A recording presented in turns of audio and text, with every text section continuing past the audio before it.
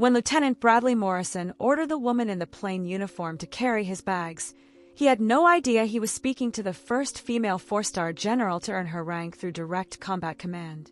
By the time he realized his mistake, his military career would be forever defined by this single moment of catastrophic judgment. Joint Base Andrews, Maryland. 1,430 hours on a Tuesday in October. The military terminal was busy with personnel coming and going, transport planes arriving and departing, the constant motion of a major logistics hub serving the nation's capital. Lieutenant Morrison stood near the baggage claim area with 3 other junior officers, all of them fresh from a conference at the Pentagon. They wore their dress uniforms, ribbons displayed, looking sharp and professional. Morrison was particularly proud of his appearance. At 26 years old with less than 4 years of service, he had already cultivated a reputation as someone destined for higher command. His ego matched his ambition. As they waited for their transport back to their respective units, Morrison noticed a woman standing alone near the entrance. She wore a standard military uniform, but it was notably plain. No rank insignia visible on her shoulders. No name tape. No unit patches. Just clean, pressed fatigues that could belong to anyone from a private to a colonel. She stood quietly, a small duffel bag at her feet, watching the activity in the terminal with calm observation. Morrison judged her immediately. The lack of visible rank suggested enlisted. Probably junior enlisted, waiting for orders or transportation like countless others who passed through this terminal daily. He turned to his companions. "Watch this," he said with a smirk. Morrison walked over to the woman, his stride confident, his bearing that of someone used to giving orders and having them followed. "Soldier," he called out as he approached. The woman turned her head, slightly to acknowledge him, but said nothing. "I need you to grab my bags from baggage claim and load them into the vehicle when our transport arrives." 3 bags, all labeled Morrison. The woman looked at him with an expression that was completely neutral. Not surprised, not offended, not compliant. Just neutral. She didn't move. Morrison frowned. "Did you hear me? That was an order. Get my bags and load them in the vehicle." One of Morrison's friends, a lieutenant named Harper, called out. "Morrison, maybe you should?" "I've got this," Morrison interrupted, annoyed at being questioned. He looked back at the woman. "Are you deaf? Or just incompetent? I gave you a direct order. Move." The woman still didn't move. She just continued looking at him with that same neutral expression. Morrison's irritation was growing. He wasn't used to being ignored, especially by someone he assumed was a subordinate. "What's your name and unit?" he demanded. "I'm going to report this insubordination to your commanding officer." The woman almost smiled. "Almost. You're welcome to do that," she said quietly. Morrison was about to respond when Harper grabbed his arm. "Morrison, seriously, maybe you should just..." "Let go of me," Morrison snapped. "I'm not going to be disrespected by some random enlisted who thinks she's above following orders." He turned back to the woman. "Last chance. Get my bags now, or I'm writing you up for failure to obey a direct order. Do you understand?" "I understand perfectly," the woman said calmly. "Then move." The woman didn't move. Morrison was about to escalate further when the sound of multiple vehicles approaching caught everyone's attention. Through the terminal windows, they could see a motorcade approaching.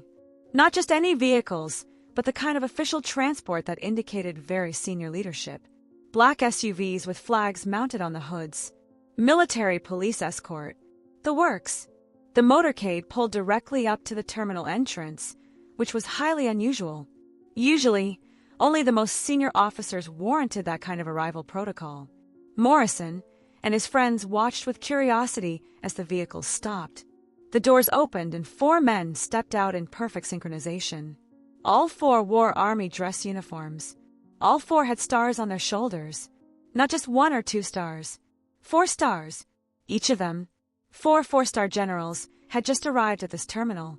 Morrison felt his stomach drop, slightly. 4-star generals didn't travel together unless something extremely important was happening. And they certainly didn't arrive at Joint Base Andrews without significant advance notice. The 4 generals walked into the terminal with purpose, their bearing that of men who commanded armies and shaped national defense policy. And they walked directly toward the baggage claim area, directly toward where Morrison stood. directly toward the woman he had just ordered to carry his bags. Morrison watched in growing confusion as the four generals approached. Surely they were here for someone else. Some other senior officer. Maybe someone arriving on one of the incoming flights. But the generals didn't stop to look around. They walked with the certainty of people who knew exactly where they were going. They stopped directly in front of the woman in the plain uniform. All four generals came to attention simultaneously, and then, in perfect unison, they saluted. "General Vance," the lead general said, his voice carrying respect and deference. "We weren't informed you'd arrived early. We would have been here to meet you." The woman returned the salute crisply, then spoke with the same calm voice she had used when Morrison ordered her to carry his bags. "That was intentional, General Patterson. I wanted to observe the terminal operations without advance notice." Morrison felt the blood drain from his face. General Vance.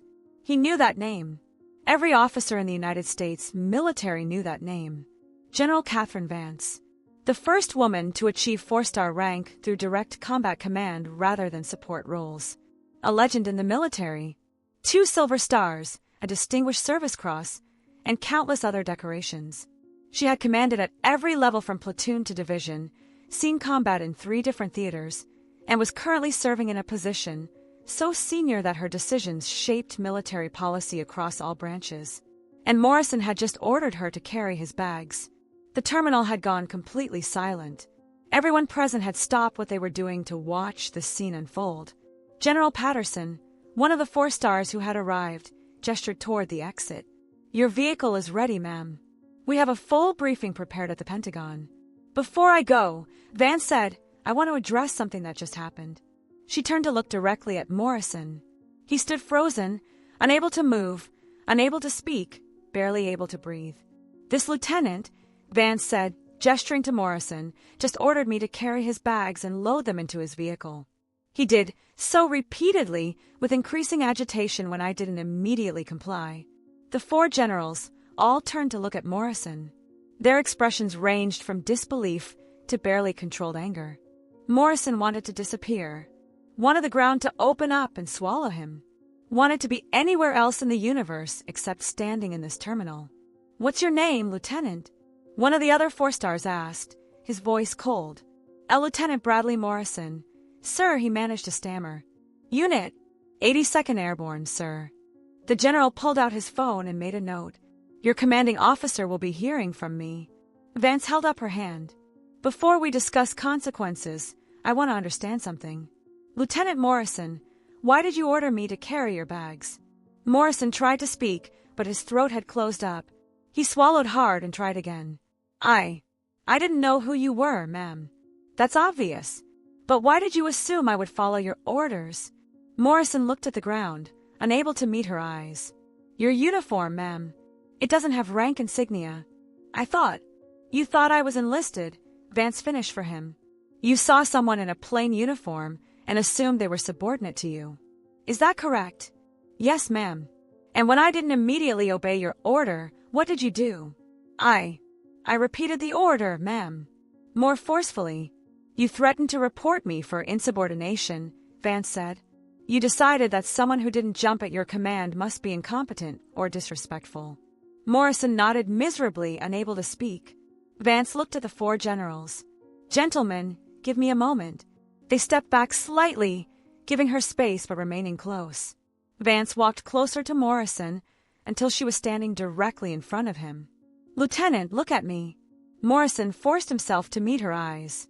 "I've been in the Army for 32 years, Vance said quietly.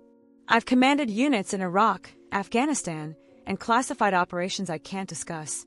I've made decisions that affected thousands of soldiers. I've received some of the highest decorations this nation can bestow." She paused. "And I was standing in this terminal in a plain uniform because I wanted to observe how operations function when senior leadership isn't obviously present. I wanted to see how personnel interact, how processes work, how people behave when they think nobody important is watching." Morrison felt sick. "What I observed," Vance continued, "is a young lieutenant who makes assumptions based on appearance, who gives orders without verifying his authority to do so, who escalates when questioned rather than reassessing his position." who values his own ego more than proper military protocol. "Ma'am, I'm so sorry," Morrison managed to say. "I made a terrible mistake." "Yes, you did. But the question is whether you understand why it was terrible." Morrison tried to organize his thoughts. "Because you're a general, ma'am. And I disrespected a senior officer."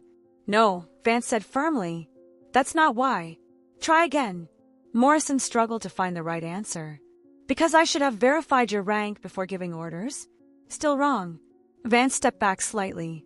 "Lieutenant, the reason your mistake was terrible isn't because of my rank. It's because you made a fundamental error in judgment. You assessed a situation based on incomplete information and then acted with unwarranted authority." She gestured around the terminal. "Everyone here wears a uniform. Some have rank insignia, some don't. Some are senior, some are junior. Your job as an officer isn't to order around everyone who looks subordinate. Your job is to lead, which means understanding situations before acting." Morrison nodded, beginning to grasp the real lesson. "If I had been an enlisted soldier," Vance continued, "your behavior would still have been inappropriate. You don't order random personnel to handle your personal luggage. That's not leadership. That's ego." Harper, Morrison's friend who had tried to stop him earlier, spoke up hesitantly. "Ma'am, if I may, I tried to warn him." "I saw that," Vance said, looking at Harper. "You showed better judgment than your friend. You recognized something was off and tried to intervene. That's what good officers do." She looked back at Morrison. "Lieutenant, I'm going to do something unexpected. I'm not going to end your career over this mistake." Morrison felt a flicker of hope. "But," Vance continued, "you're going to learn from it in a very direct way." She turned to General Patterson. "General, who's the commanding officer at Fort Bragg right now?" "General Miller, ma'am." "Get him on the phone. Tell him I'm temporarily reassigning Lieutenant Morrison to my personal staff for the next 30 days. Morrison's eyes widened. "You're going to spend the next month working directly for me," Vance said. "You'll see how a 4-star general operates. You'll observe meetings, briefings, operations centers. You'll learn what real leadership looks like." She leaned closer. "And you're going to carry my bags. For 30 days. Every meeting, every trip, every event. You'll be responsible for my luggage, my materials, my equipment. You want to order someone to carry bags? You're going to learn what that actually means." The 4 generals were all smiling slightly now, recognizing the elegant punishment. Morrison understood he was being given a gift.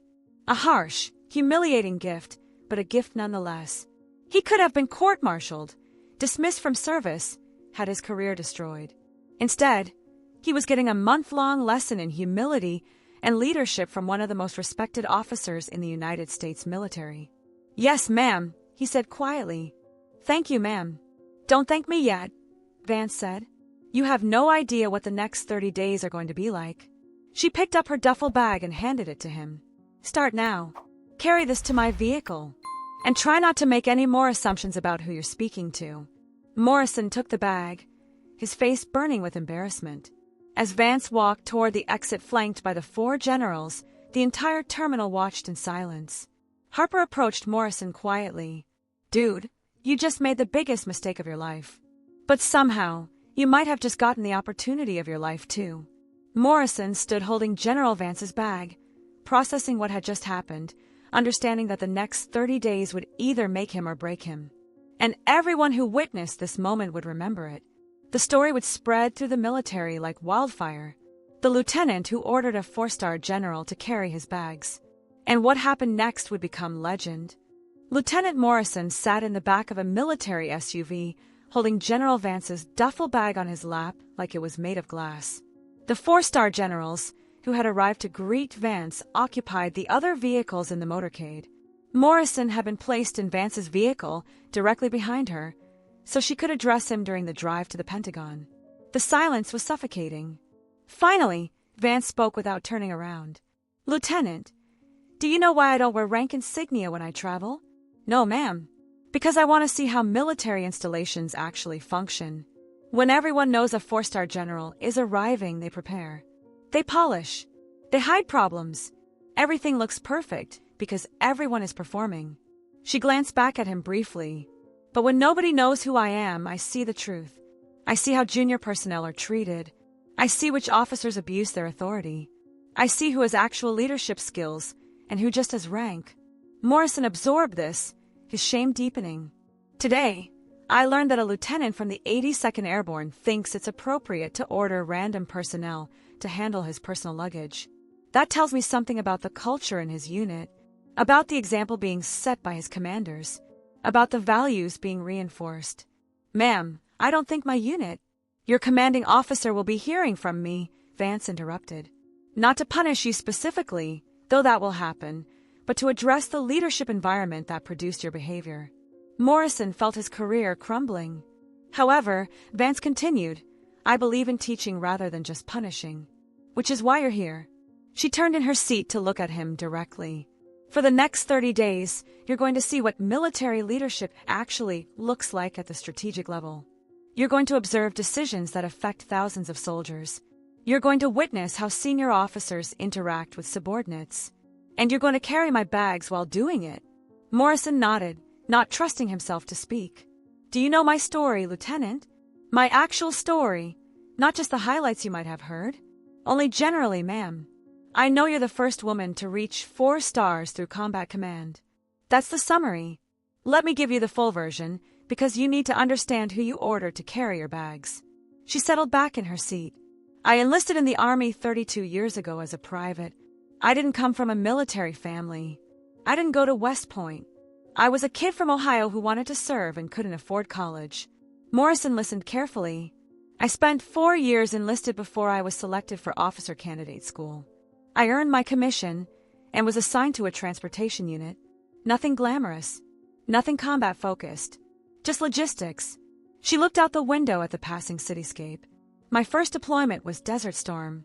I was a second lieutenant running convoy operations in Kuwait. One of my convoys was ambushed. The senior NCO was killed immediately. I had to take command of 30 soldiers under fire with about 6 months of real Army experience. What did you do, ma'am? I did my job. We fought through the ambush. Lost 2 soldiers but saved 28. Completed the mission. That's when I realized I wanted to be in combat arms, rather than support.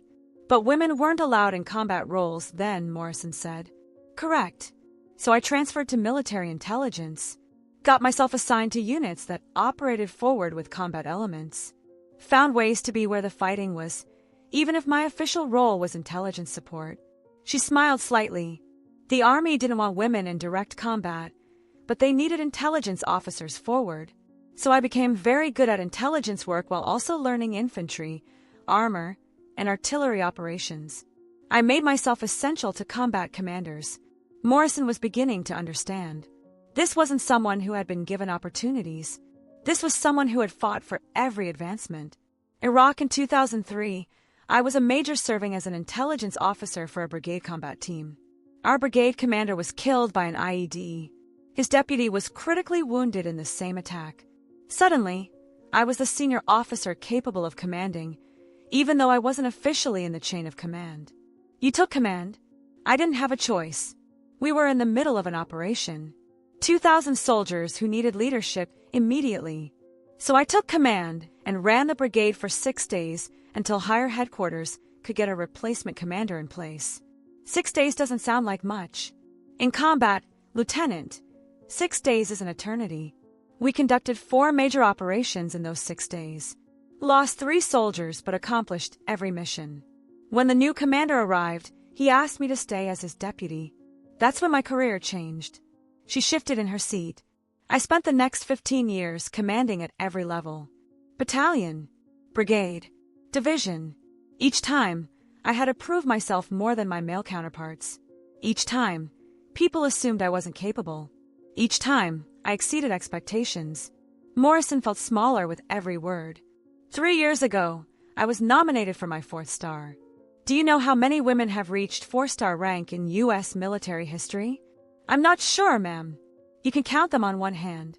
And most reach that rank through medical, legal, or administrative specialties. I'm the only woman to earn 4 stars through direct operational command in combat arms. She looked at him directly. I tell you this not to brag, but so you understand what you assumed about me. You saw a woman in a plain uniform and decided she was beneath you. You never considered that she might have more experience, more combat time, more leadership expertise than you could imagine. Morrison's voice was barely a whisper. I'm sorry, ma'am. Sorry isn't enough, Lieutenant. Sorry is what you say when you spill coffee. This was a fundamental failure of judgment and character. The SUV pulled into the Pentagon parking area. Vance's motorcade was given priority access, parking near a VIP entrance. Grab my bag, Vance said. Stay close. Don't speak unless spoken to. Observe everything. Morrison followed her into the Pentagon, carrying her duffel bag, as they made their way through security and into the inner corridors of American military power. They entered a secure briefing room where dozens of senior officers were already assembled. 2 stars, 3 stars, and several other 4 stars. These were the people who ran the United States military. Everyone stood when General Vance entered. She walked to the head of the conference table and gestured for everyone to sit. Morrison stood against the wall, holding her bag, trying to be invisible. For the next 3 hours, he watched General Vance lead a strategic planning session covering military operations across multiple theaters.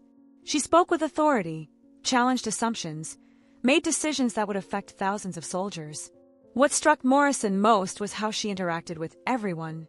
She listened to junior officers when they spoke.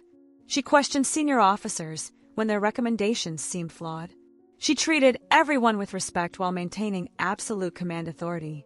This was leadership, real leadership, not the posturing and ego Morrison had displayed at the terminal. After the briefing concluded, Vance approached Morrison. Follow me. We have another meeting. They walked through more corridors until they reached an office that Morrison recognized from news reports. This was the office of a Secretary of Defense. Morrison's presence here was surreal. Junior lieutenants didn't attend meetings with the Secretary of Defense, but Vance had brought him specifically to observe. The Secretary, a former Marine Corps general himself, greeted Vance warmly. Katherine, good to see you. I understand you had an interesting experience at Andrews today. Morrison felt his stomach drop. The Secretary of Defense knew about the incident. Vance smiled slightly. Just a teaching opportunity, Mr. Secretary. Lieutenant Morrison here made an error in judgment. He's going to spend 30 days learning how not to make similar mistakes. The Secretary looked at Morrison with an expression that was impossible to read. Lieutenant, do you know what General Vance was doing before she became a 4-star? No, sir. She was commanding the Army's most forward-deployed division in a combat zone. She had 12,000 soldiers under her command conducting operations against an enemy that wanted to kill every single one of them. She made life-and-death decisions every day for 2 years. He paused, and when she came back from that deployment, she was promoted to 4-star rank and given responsibility for shaping Army policy across all combat operations. That's who you ordered to carry your bags. Morrison wanted to disappear, but the Secretary continued, General Vance believes in development over destruction. She's giving you a chance to learn. Don't waste it. I won't, sir. The meeting proceeded, with Morrison observing discussions about defense policy at the highest levels. He saw how strategic decisions were made, how senior leaders interacted, how genuine respect operated in professional settings. After the meeting, as they walked back through the Pentagon, Vance spoke to Morrison again. What did you observe today, Lieutenant? Morrison thought carefully before answering. I observed that real leadership isn't about authority, ma'am. It's about knowledge, respect, and the ability to make good decisions under pressure. That's part of it. What else? Everyone in those meetings respected you, ma'am. Not because you demanded it, but because you earned it. They listened when you spoke, because they trusted your judgment. Good. You're beginning to understand. They reached her office, a space that was notably modest for someone of her rank. No ego wall of photos and awards. Just functional workspace with a few mementos from her career. Put my bag down, she said. We need to talk about the next 30 days. Morrison set the bag down and stood at attention. For the next month, you're going to be my shadow. You'll attend every meeting, every briefing, every event. You'll see how I interact with soldiers at every level. You'll observe how decisions are made. You'll learn what leadership actually means. She sat down at her desk. But you're also going to do something else. Every evening, you're going to write a report on what you observed and what you learned. Those reports will be reviewed by me and by your commanding officer. At the end of 30 days, we'll assess whether you've actually learned anything. Yes, ma'am. This isn't punishment, Lieutenant. It's an opportunity. Most officers will never have the access you're about to get. Most will never see how strategic leadership operates. You're getting a graduate-level education in command. I understand, ma'am. Thank you. Don't thank me until you've completed the 30 days. This is going to be harder than you think. She pulled out a folder. This is your temporary duty assignment. You're officially assigned to my staff for the next month. Your unit has been notified. Questions? No, ma'am. Then dismissed. Report here at 0600 tomorrow. We start early. Morrison saluted and left the office, his mind reeling from everything he had witnessed. As he walked through the Pentagon corridors toward the exit, he passed other officers who glanced at him with curiosity. Word had already spread about what had happened at Andrews.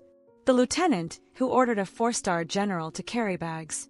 He would wear that label for the rest of his career. But if he learned what General Vance was offering to teach him, maybe it would become a story of redemption rather than just humiliation. The next morning, Morrison reported to General Vance's office at 0545 hours, 15 minutes early. She was already there, working through documents and preparing for the day. Good, she said when he entered. You're early. That's a positive sign. Ready to learn? Yes, ma'am. Then let's begin. Today you're going to see what it means to serve soldiers at every level. We're visiting Walter Reed to meet with wounded warriors. Then we're going to Fort Myer to observe basic training. Then back here for operational briefings. She stood and grabbed her bag, handing it to him. And Lieutenant, pay attention to how I treat everyone we encounter today. From the private recovering from wounds to the generals planning operations. That's your real assignment. Morrison took the bag and followed her out, beginning his 30-day education in what it meant to be a true leader. Day 3 of Lieutenant Morrison's 30-day assignment began at Walter Reed National Military Medical Center. He carried General Vance's bag through the corridors, following her as she visited wounded soldiers recovering from combat injuries.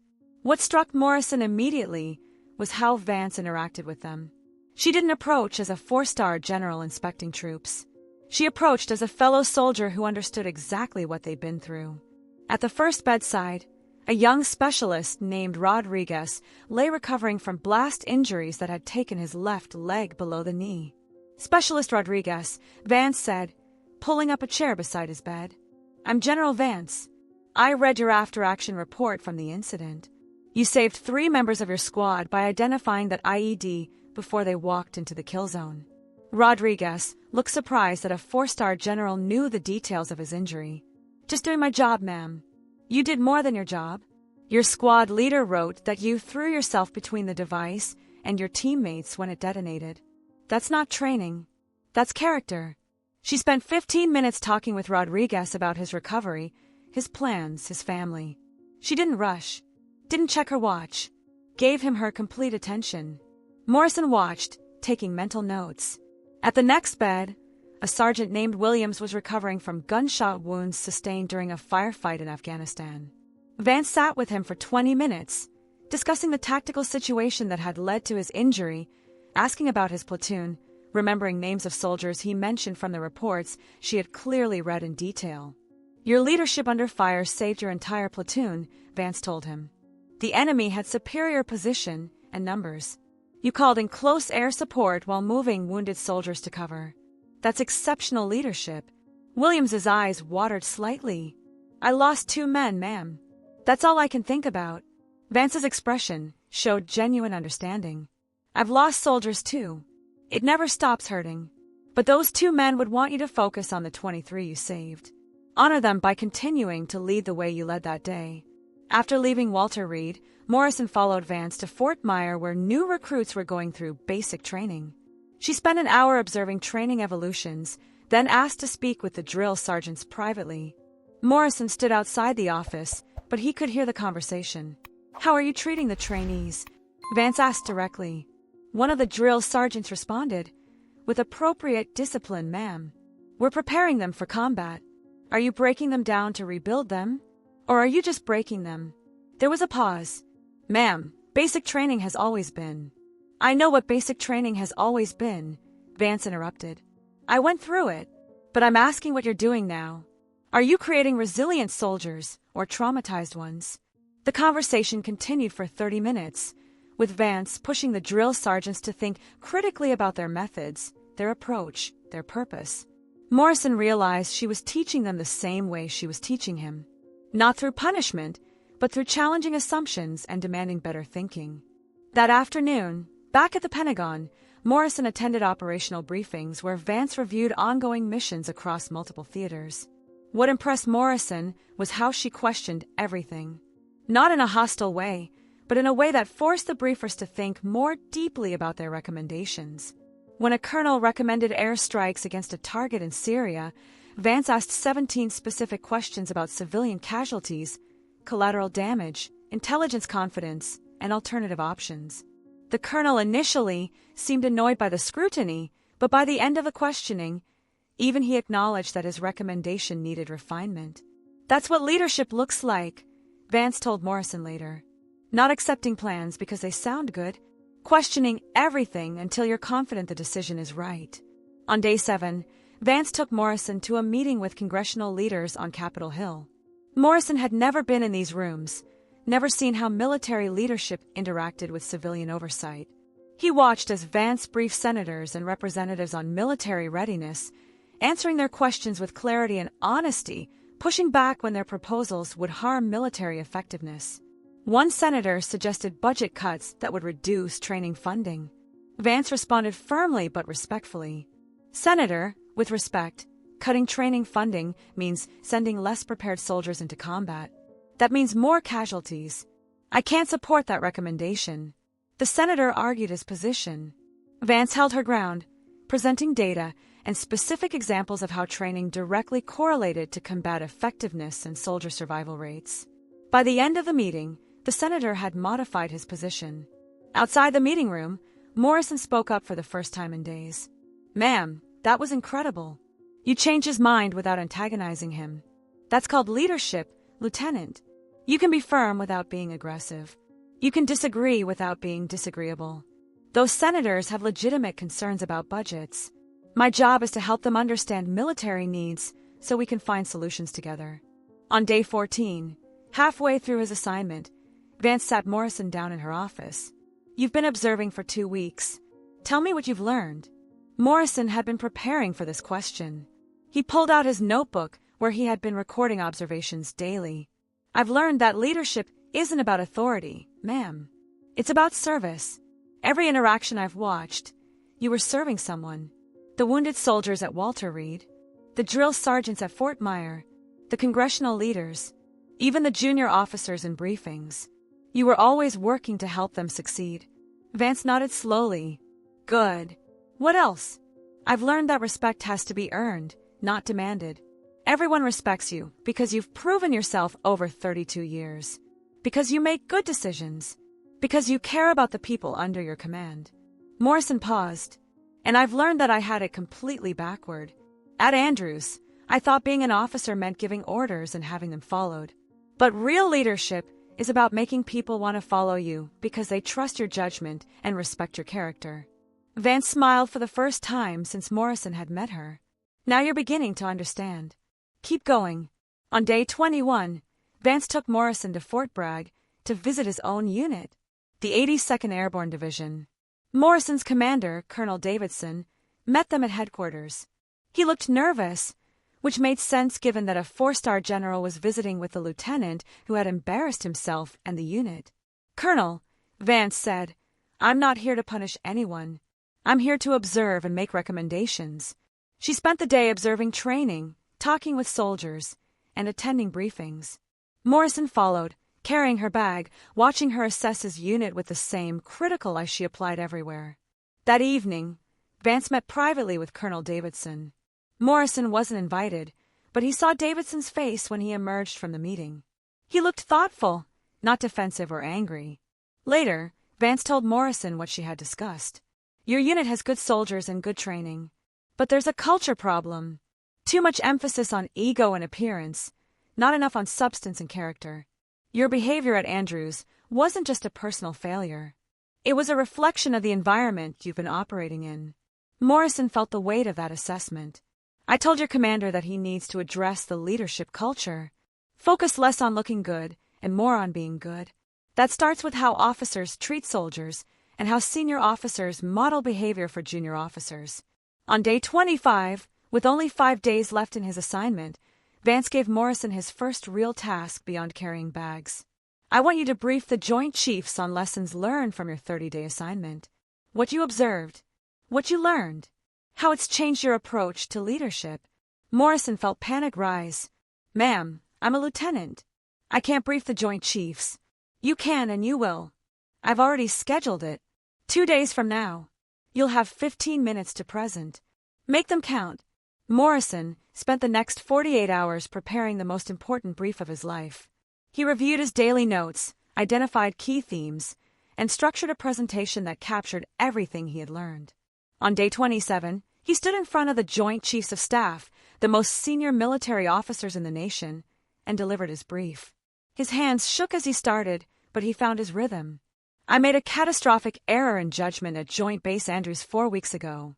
I ordered a 4-star general to carry my bags because I assumed, based on her appearance, that she was subordinate to me. He paused. General Vance could have ended my career. Instead, she gave me an education. For 27 days, I've observed how real leadership operates. I've watched her interact with soldiers at every level, from wounded privates to members of Congress. I've seen how she makes decisions, how she challenges assumptions, how she serves rather than commands. Morrison clicked to his key findings. I learned that leadership is about earning respect, not demanding it. That the most effective leaders listen more than they speak. That questioning assumptions is essential to good decision-making. And that treating every person with respect, regardless of their rank, is not just morally right but tactically sound. He looked at the assembled 4-stars. The lesson I learned wasn't about General Vance specifically.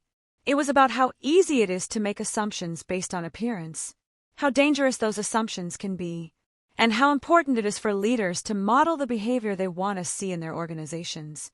When he finished, there was a moment of silence. Then the chairman of the Joint Chiefs, General Thornton, spoke. Lieutenant Morrison, that was one of the better leadership briefings I've heard in 30 years. Thank you for your honesty and your insights. General Vance stood. Lieutenant Morrison made a significant mistake, but he's learned from it. My recommendation is that he return to his unit with a formal commendation for completing this assignment and demonstrating exceptional professional development. The other chiefs nodded in agreement. After the briefing, Morrison followed Vance back to her office for the last time. You did well, Lieutenant. I'm proud of the growth you've shown. Thank you, ma'am, for everything. For not ending my career. For teaching me what leadership actually means. You did the hard work, Vance said. I just provided the opportunity. Now you need to take what you learned and apply it for the rest of your career. She handed him a folder. This is your formal evaluation. It's positive. Your commander will see it, as will your promotion board when the time comes. But the real value isn't in the paperwork. It's in how you lead from this point forward. Morrison took the folder. Ma'am, can I ask you something? Of course. Why did you really give me this chance? You could have destroyed me. Why didn't you? Vance was quiet for a moment. Because I've seen talented officers destroyed for single mistakes. Because I believe in developing people rather than just discarding them. And because I saw something in you worth saving. She looked at him directly. You're arrogant, Lieutenant. You have a significant ego. But you also have intelligence and potential. If you can harness those qualities while eliminating the arrogance, you might become an exceptional officer. I'm going to try, ma'am. Don't try. Do. And when you're senior enough to have your own junior officers, remember these 30 days. Remember what it feels like to be humbled and taught. Then pass those lessons forward. I will, ma'am. I promise. On day 30, Morrison returned to Fort Bragg. He walked into his unit headquarters carrying his bag, back to being a regular lieutenant rather than a 4-star general's shadow. But he wasn't the same lieutenant who had left 30 days earlier. His company commander, Captain Peters, pulled him aside. Morrison, I heard what happened at Andrews. And I heard about your 30 days with General Vance. That's unprecedented. Yes, sir. I also received a call from General Vance yesterday. She said you've shown remarkable growth. She recommended you for a leadership position in the company. Morrison was surprised. Sir, I just embarrassed myself in the unit. And then you learned from it. That's what matters. You're being assigned as the training platoon leader. You'll be responsible for integrating new soldiers into the company, teaching them what right looks like. Morrison understood the assignment. He was being given a chance to model the lessons he had learned. Yes, sir. Thank you, sir. That evening, Morrison sat in his quarters and wrote one final entry in the journal he'd kept during his 30 days. I thought leadership was about giving orders and being obeyed. I was wrong. Leadership is about service, respect, and constant self-improvement. General Vance taught me that by example, and I'll spend the rest of my career trying to live up to the standard she modeled. The most important lesson: never judge anyone by appearance. The quiet person in plain clothes might be the most accomplished person in the room. And treating everyone with respect isn't just right, it's essential. He closed the journal and thought about the next day, when he would begin teaching new soldiers what he had just learned. The lieutenant who had ordered a general to carry bags was gone. In his place was an officer who finally understood what leadership actually meant. 5 years after the incident at Joint Base Andrews, Captain Bradley Morrison stood in front of his company, preparing to address soldiers who had just completed basic training and were joining the 82nd Airborne Division for the first time. He was no longer a lieutenant. He had been promoted ahead of his peers, commanded a platoon with distinction, and now led an entire company. His efficiency reports consistently rated him as one of the top officers in the division. But more importantly, he had become known for something else. A leadership style that emphasized respect, questioning assumptions, and developing rather than destroying subordinates who made mistakes. His soldiers called him Captain Learning Moment behind his back. It was affectionate, not mocking. Listen up, Morrison said to the assembled soldiers. Before we begin your integration into this unit, I'm going to tell you a story. A story about the biggest mistake I ever made. The soldiers settled in, curious. 7 years ago, I was a brand new lieutenant. Arrogant, full of myself, convinced that my rank meant I was superior to anyone with less rank. I was waiting at Joint Base Andrews when I saw a woman in a plain uniform with no visible rank insignia. He paused. I ordered her to carry my bags. When she didn't immediately comply, I got angry. I threatened to write her up for insubordination. I assumed, based on her appearance, that she was junior enlisted and therefore required to follow my orders. Several of the soldiers were smiling slightly, sensing where this was going. Then 4 four-star generals arrived and saluted her. Turned out I had just ordered General Katherine Vance, one of the most decorated officers in U.S. military history, to carry my luggage.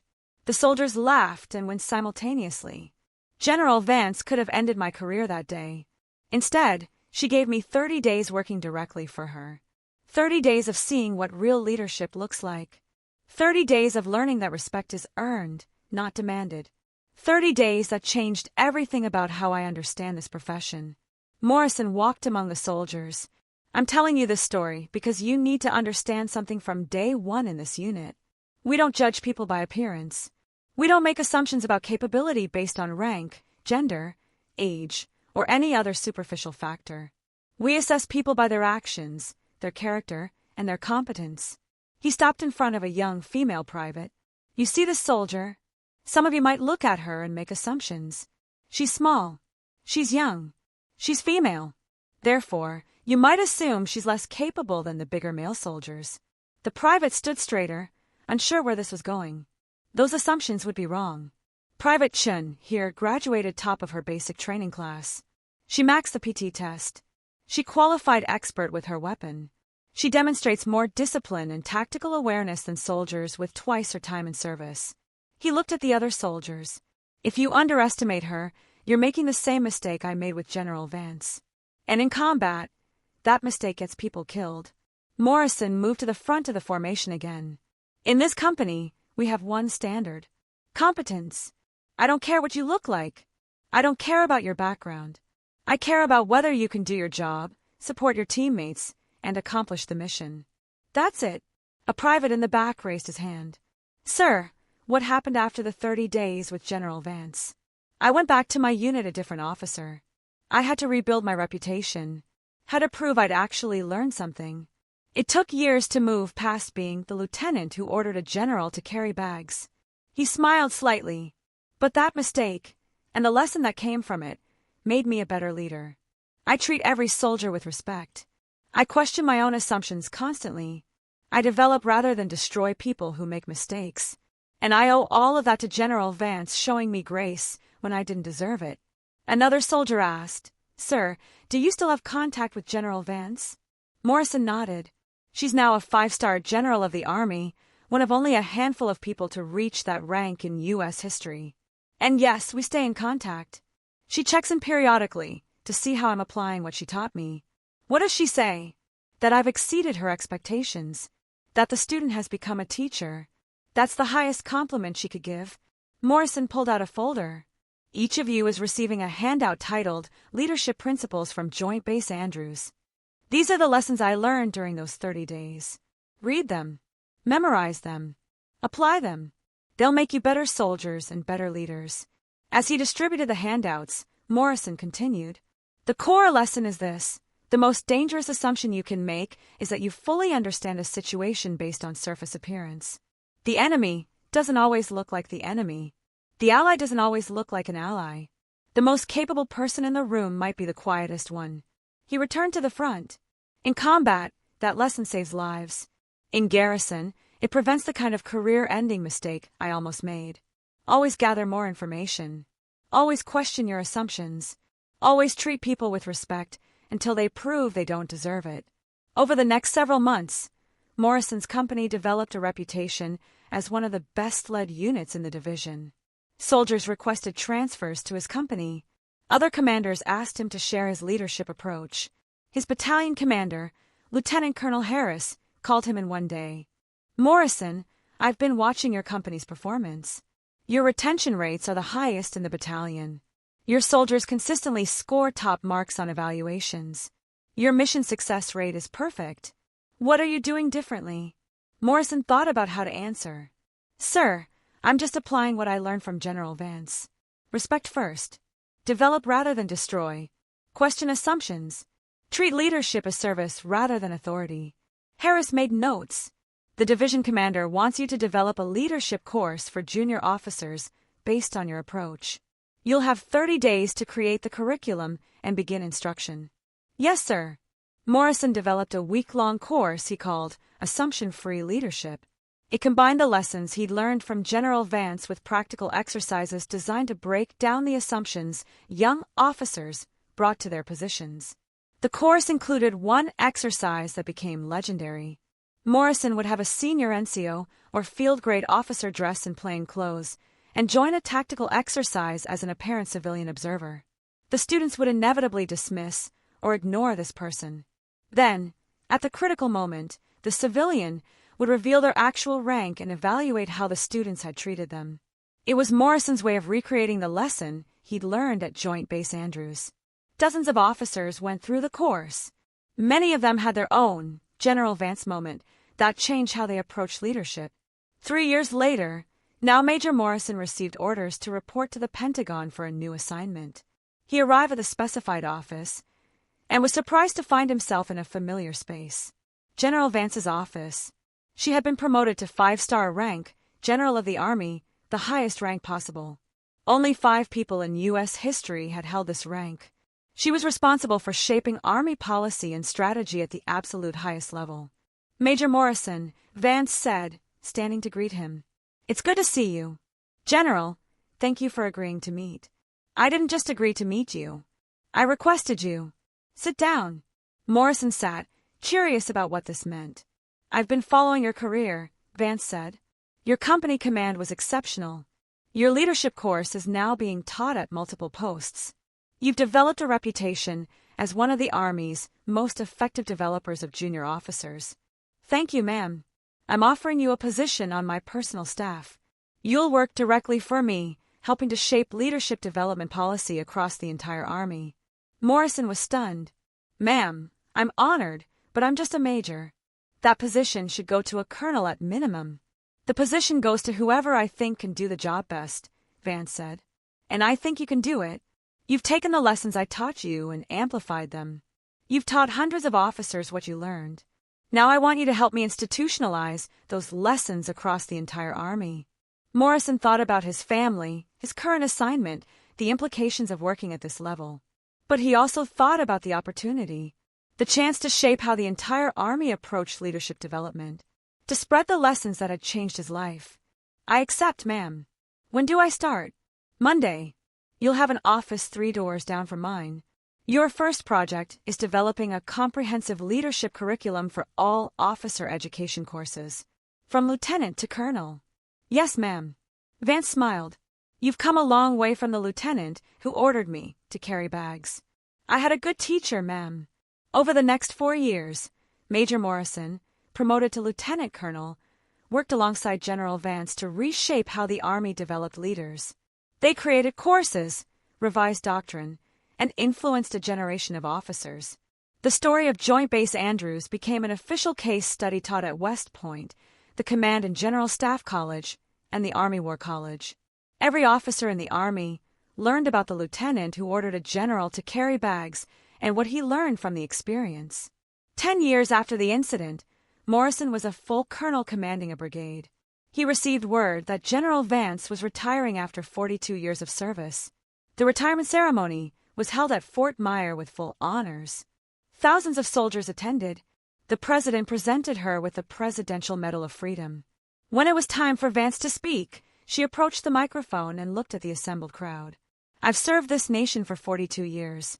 I've commanded at every level from platoon to the entire Army. I've seen combat in 4 different wars. I've made decisions that affected millions of soldiers and shaped national defense policy. She paused. But the accomplishment I'm most proud of isn't any specific operation or policy. It's the leaders I've developed, the officers and NCOs who learned from me and went on to lead with honor, competence, and character. Her eyes found Morrison in the crowd. 10 years ago, a young lieutenant made a terrible mistake. He ordered me to carry his bags based on assumptions rather than facts. I could have destroyed his career. Instead, I taught him, and he took those lessons and became one of the finest officers I've ever known. The crowd turned to look at Morrison. Colonel Morrison is now commanding a brigade. But more importantly, he's teaching the next generation of leaders. He's spreading the lessons of respect, humility, and assumption-free leadership to thousands of officers. That ripple effect is worth more than any tactical victory. After the ceremony, Morrison approached Vance privately. Ma'am, thank you for everything. For not destroying me when you could have.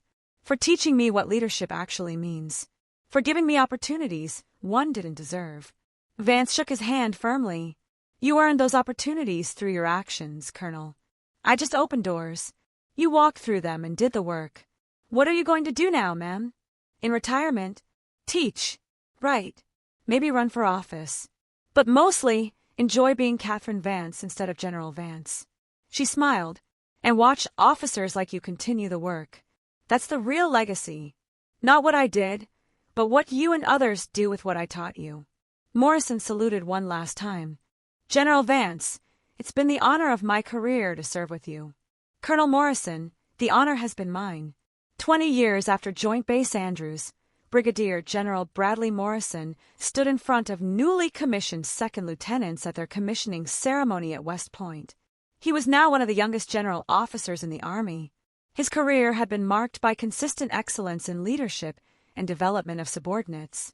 But he never forgot where it started.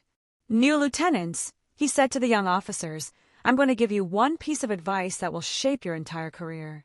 The auditorium was silent. Never make assumptions about people based on their appearance. The person in plain clothes might be a 4-star general. The quiet soldier in the corner might be the most capable member of your unit. The person you underestimate might save your life someday. He paused. I learned this lesson the hard way.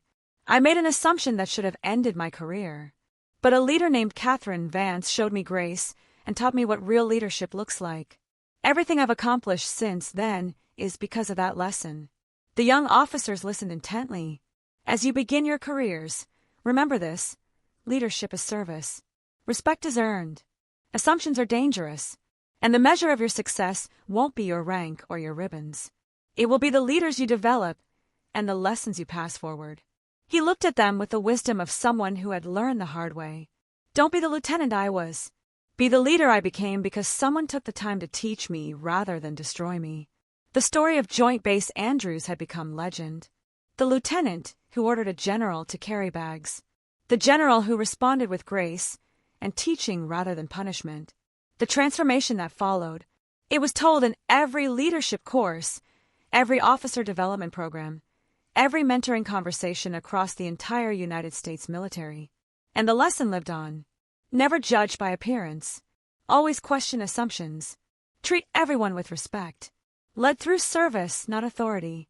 These principles, learned through humiliation and taught through patience, shaped a generation of military leaders.